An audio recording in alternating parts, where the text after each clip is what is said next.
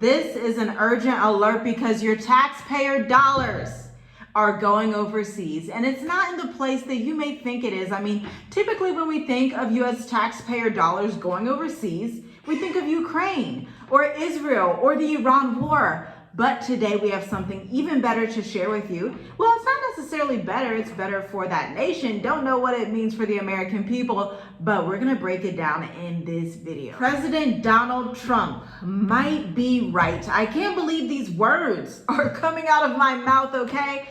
Because he just bailed out the Japanese yen. What just happened? America is trying to save itself, right? You know, a lot of things that's happening right now in this world and everything that's going on with the war, it is about finances, right? And if you don't know what recently happened, you know, stay tuned to the end because we're going to break it down in this video. But, you know, Japan been selling a lot of bonds.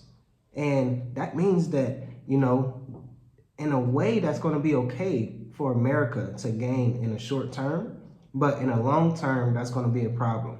So this is something that you really have to pay attention to. So this is why we say knowledge is key. Information is something that you really need to understand, because if you don't, you're going to be left behind. Japanese bonds are actually some bonds that we have been holding off and on since 2022. I mean, the Japanese stock market just in the last 5 years has really outperformed a lot of markets around the world, but they needed a quick bailout. Now, this is a power move for the United States. I mean, like you were saying, President Donald Trump wants to so desperately save the American dollar that is decreasing every single day, losing again 30% of its purchasing power just within the last couple of years. So guess what? When you bought your Big Mac 10 years ago, oh, it's 30%, if not higher today than 30%. Just keep that in mind. Whether it's a brush, a car, a house, everything you are paying for with your US dollar is more expensive while you're in America. Now, I want you to picture this because this is literally what happened.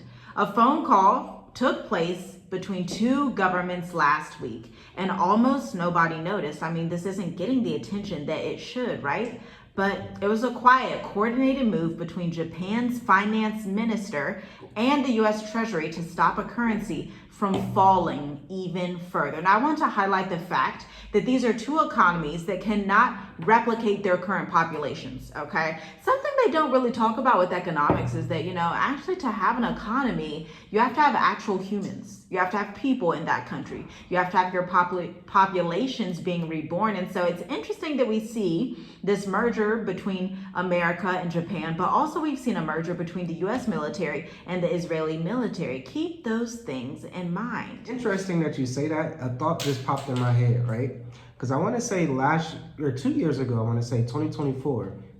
Correct me if I'm wrong. Comment leave a comment below if you understand what I'm saying, with Iran's currency dropping to zero, right? I remember that. So think about that. Step back for a second with me and think about what's really happening right now with this war and how Iran is benefiting from the Strait of Hormuz. This might be a little, you gotta think a little bit deeper now, because their currency was at zero. Their country was going through it. Yeah. So it seems like, war, it brings finances. War, it brings money to people's pocket. So. Yeah. Absolutely. Yeah. And I'm so glad you said that, because I totally forgot the Iranian currency, I think it's the Iranian dinar, was evaluated at 0.000 against the US dollar, due obviously to those sanctions. Sanctions have a huge impact. But I want you to also pay attention to what's happening underneath.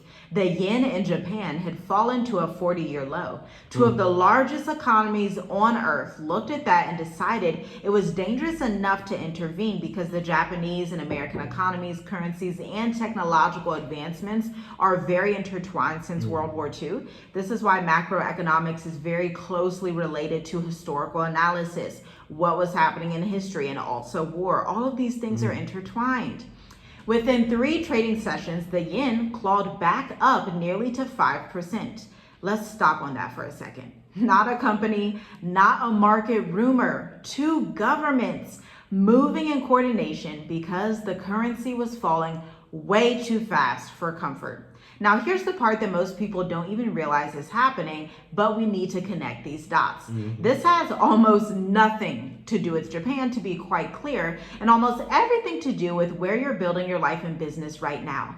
The real story is actually not the yen. The real story is the panic underneath it.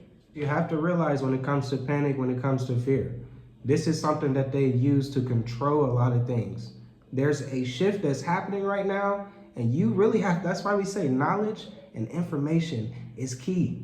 This is really currency in the times that we are in. Yeah. So get the information, guys. Really listen. Absolutely. Pause. See, I know that you have been looking up how to generate income online, how to make money online. You need an extra 5K, 9K per month, whatever it is. And you know AI can do a lot of things. Now, I'm a 10-year entrepreneur. I own a retention marketing firm, and I have worked with some of the biggest clients that exist, not only within Black-owned businesses, but now also Fortune 500 companies. But I would love to teach you to do the same thing. I mean, come here. As long as you keep this quiet, I will give you my secrets. 15 different innovative AI business models that you can use. Thinking about working with dentists, plumbers, electricians, body care, supplements, tech companies, social media companies as well. Visit the link in the description for the State of the Diaspora Business Intel. If you are the diaspora and you want to be mobile with your money, this is the edition for you. Your ticket is $100. See you there. When a currency intervention like this happens, it is bigger than anyone expects. And again, it has a lot to do with you as a retiree, you as an investor, you as an entrepreneur, you as somebody that has a family, you have children, you have nieces, you have nephews, you have things to consider, things to think about. It means large pools of global capital are nervous, okay? Moving fast and looking for anywhere to go and be stable. That feels like people trying to find stability more than what they're actually currently holding. And it still moves. Sometimes it's gold, sometimes it's the dollar itself, and increasingly it's into markets that used to be considered too risky. See, this is why we have so many Americans that have left America since never before, since before the Great Depression. You have never seen a migration outside of America bigger than this migration that you are seeing right now. Typically, we're used to so many immigrants coming into America, but Americans and the immigrants are leaving. I actually saw a video on Instagram. It was really interesting because we all know ICE has been in the neighborhoods in the last year or so, dragging the Mexican people, the Haitian people, the African people, just dragging people, just being just inhumane, right? Well, I saw a post that the Chinese in America are preparing their children. Actually, I forgot to tell you this. They are doing drills in their Chinese households in America because they're going back to school. They're going back to the Stanfords, the Harvards, but they know that the ICE folks, the agents, will be over there to capture those Chinese people and ship them back to China or Rwanda or whoever they have the latest deal with. And I think that's kind of crazy that the Chinese people, they're preparing like that, but it's the reality of the situation. We are seeing a world that nobody has seen in quite a long time. We are seeing a World War III that doesn't look like World War I, that doesn't look like World War II. And for the discerning, they're preparing. They're getting things in place. They're moving ahead of time. They're having a plan B, having a plan C, having a plan D, having a residency. But you get so far in the game if you have been abroad for 6 years the way that we have in multiple jurisdictions. You've had a residency before in East Africa. You've had a residency in Mauritius. You're acquiring more residencies as you go along because optionality is the name of the game in a world where diversification is key. It's just like only holding dollars. No wise person right now is only holding dollars. It's just like if you're a true investor, you know you're not only holding Bitcoin. What? No. You're diversified. You're holding technology, AVGO. You're holding VU, the Vanguard ETF. You're also holding some water ETFs because guess what? There is how should I put it? Such a high demand on water right now where the earth currently, and this may be another video, the earth currently does not have enough fresh water to repopulate the demand that we have as humans for fresh water as a resource. Resources is key. You have to know where the money is going to be moving. Like companies, big companies is telling you what's happening. Pay attention to what's happening with Apple. Pay attention to what's happening with the US government and did something with Apple. And what they recently did, they raised prices, but still hit an all-time high. Pay attention to Alphabet and Google. And what their first time in a long time with a negative free cash flow, and where are they putting this money? So it's very important. It's so important to pay attention to the signs, guys, because what I'm hearing, a lot of people that has some good wealth, they're starting to liquidate their resources so they can have cash on hand. Yeah. And they're waiting for the next opportunity. So just like my wife was just saying, options is key. You have to have options. Information, knowledge is key. Wisdom is number one. Discernment is number two. But you get what I'm saying? Like, it's really getting down to that time where you're gonna have to choose. And all that getting understanding, Exactly. but also it made me think about the State of the Diaspora that we hosted a couple of days ago. And this is exactly why in our workbook, we actually laid out some of the top banks in Africa, pointing to 3 key jurisdictions, because this all really is about Africa, okay? Africa is the last frontier. So the top markets in Africa, like a Mauritius, like an Accra, Ghana, like a Rwanda, and when I say top markets, I mean top private wealth movers. I'm not talking about the most popular for tourism or have the most retail places.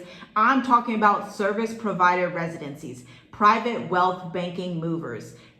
Islands on the continent of Africa, like Mauritius and Seychelles, that are number 1 for doing business, number 1 for private finance, number 1 for incorporating a business as fast as humanly possible, such as Rwanda. Number 1 for, guess what, Ghana, not even having a minimum capital investment requirement, key if you are a service provider. This does not work if you're a retail and you're selling a brush. Okay, that's just a physical product, and so you need that $500,000 capital investment. But if you're a service provider, if you're a consultant, if you're in information technology the way that we are, if you're in marketing, graphic design, if you provide a service, a lawyer, an accountant, then guess what? The harvest is plentiful, okay? The harvest is very plentiful. Getting residency through your service-based business is very much something that these economies are looking at. And we named these 3 economies, Ghana, Rwanda, and Mauritius, because they are also least in corruption. See, when you have all of these investment changes and geopolitical instability across the board, capital tends to leave places that are unstable. So your old players are going to be withdrawn from. Your old players of your Nigerias and your South Africas, these places, you're going to start to see capital shift towards a Rwanda, the new Singapore of Africa, shift towards a Mauritius, the number 1 to do business in Africa, shift towards a Ghana that has always housed the diaspora and has deleted the minimum capital investment. And just how you just said that, like, that's why I put my head down, because a lot of people don't know what's going on. They can't see the signs, right? The London Stock Exchange allowed Tanzania to come and pretty much do, I want to say it's the IMF. International Monetary Fund. Exactly, with the London Stock Exchange. So these other nations that's going through it, that is burning up, literally. You get what I'm saying? It's starting to move wisely. They're starting to look at Africa years in advance. Look, guys, we're trying to give you some gems. We're trying to put some stuff down where you can pick up. So, Absolutely. I think deep. that's so interesting. And some of the banks that we were discussing in the State of the Diaspora, ABSA, MCB, Afro-Asia Bank, EcoBank, and among many others that actually give you stable access to your USD across the region, while also keeping your international accounts. They give you access to hold yen if you want, hold Chinese yuan if you want, hold Mauritian rupee if you want, hold Swiss franc if you want to do that. You want to have access to these different maneuvers in the marketplace so that you are diversified. And then when we think about entity structure, determining how exposed you actually are, a business register to hold an invoice in USD is in a completely different position than one that is also collecting different local and foreign currencies. This is not a minor detail, okay? This is the difference between a currency story being background noise or something that eats at your margin every single month, because we all know the USD is losing spending power. While, guess what? Remember, the Ghanaian CD actually outperformed the USD last year. Last year, we were analyzing, you'd have to go far back on our channel, the Ghanaian CD had a higher increase than the USD did in a year percentage, okay? And so while the USD is still the world reserve currency, you are slowly seeping into a multipolar system that allows the Ghanaian CD to be right there with the USD. That's why you're paying USD prices in Ghana, and you should not be sad about that. Let me tell you why. Because this now means if you wanted a job in Ghana, it might pay you decently. If you want to bring a service to Ghana, you might be able to charge proper US market rates. You might be able to charge what they be charging in Dubai. You might be able to charge what they charge in Saudi Arabia. You might be able to have it to where, because the Middle East is also falling, Ghana, Mauritius, Rwanda, these countries are going to become the top maneuvers for entrepreneurs and investors who are very wealthy, who are very talented, who have a precise skill set that governments, that corporations want, the way that we do in our 10-year-old business. And let me tell you about the businesses that won't even flinch in these times, because we are already seeing the residency paperwork go through for these type of businesses.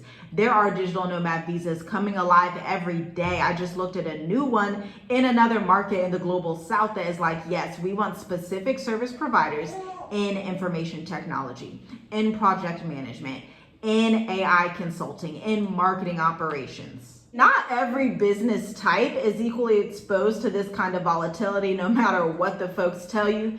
Data, statistics, and market trends just don't lie, okay? This is why I'm so big on being a service provider and not just somebody selling a brush or selling a stroller or something like that. You need to have a service-based business in the experience economy. I am very front and center about that. I do not hedge that. I do not hide and pretend, oh, we'll just bring like a little no, get a service-based business and attach a service to your product-based business if you are only product-based. Because here's the thing, with a service-based business, you generate foreign income. The 15 types we broke down in the workbook, from AI consulting to marketing and UX design, tend to hold up better in the age of AI because the income source stays in a currency you actually control, no matter what's happening in Tokyo, no matter what's happening in Washington, no matter what's happening in Saudi Arabia, no matter what's happening in Iran, no matter what protest is going down in South Africa or Kenya, your income is not dependent on one economy. Your skill set is not dependent on one economy. So you can hire contractors in Kenya, hire contractors in South Africa, hire contractors in Saudi Arabia, or wherever you would like to have that geo arbitrage in your business. Bring your product to the market, because the corporations that we have inside the United States are actually buying from service providers. And they have a preference actually right now for American-owned service providers, because Donald Trump just basically demolished everybody and told all the immigrants that they have to get out. So for you in the diaspora who are Americans, for you Americans who feel like, oh, they took all the jobs, they did this, there is opportunity for you out there. But you do have to do the due diligence to grab it, because this is not an accident. This is a design choice, and it's one more entrepreneurs are making on purpose, not by luck. So here's the key takeaway. A currency intervention on the other side of the world is not something that you need to trade or predict or hurry up, let me get into the Malawi stock exchange. That's not really the answer. Instead, it's something you need to notice, because it's telling you in real time the stability is being actively defended by governments who have every reason to want to lock things down. The entrepreneurs and investors and retirees who build properly right now aren't the ones panicking about exchange rates or which African markets and all of these types of things. They're the ones who are already structured in their business. They're already structured in their investments and their country choice. So that's a headline like this one is interesting and it's not threatening. And if you're still figuring out which country, which business entity, how to start your business, how to pivot your business in the age of AI because you were laid off from your job, or you were DEI, diversity, equity, and inclusion, and you were laid off in the Trump policies, and he was like, hey, we're not hiring any more Black people. Well, why don't you instead start your online consulting business? Be an advisor in HR.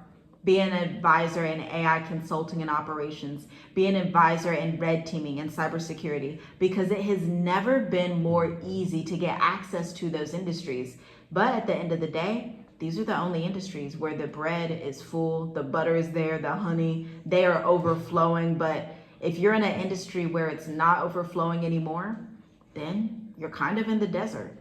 The yen will stabilize, the next currency story will come, and the only real question is whether you and your business are positioned to shrug it off or to fill it in your bank account. That's deep. Look, check the links in the description, guys. Just learn how to adjust. It seems like everything that we went over in this video, governments, economies are looking for service-based providers.